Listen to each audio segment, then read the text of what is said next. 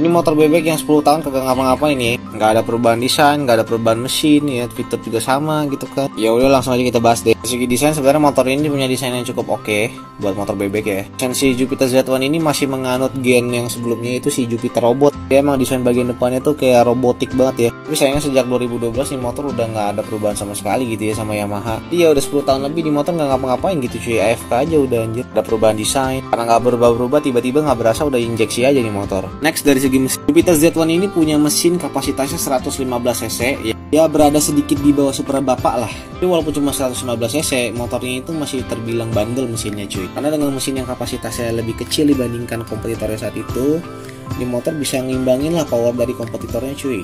Ya dengan kapasitas mesin segini udah cukup lah buat riding perkotaan gitu. Dengan konfigurasi mesin yang overstroke ini udah enak banget lah buat stop and go anjir. Apalagi sekarang udah ada versi injeksinya kan, jadi makin irit.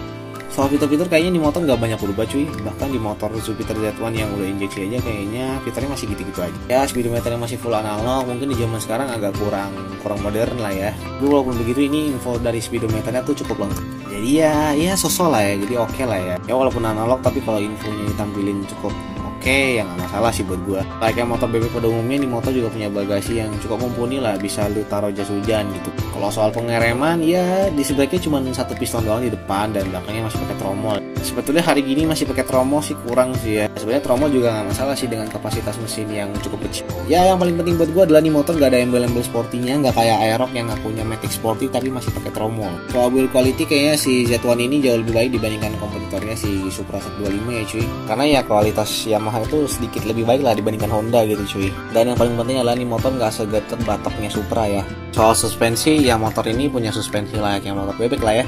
Suspensi yang empuk karena buat harian juga kan orientasi. Dengan karakter suspensi yang kayak gini sih sebenarnya enak sih buat merabas jalan-jalan yang cukup jelek. Tapi kalau misalkan lu punya bobot badan yang cukup berat ya cuy, karakter suspensi kayak gini tuh gampang banget bottoming.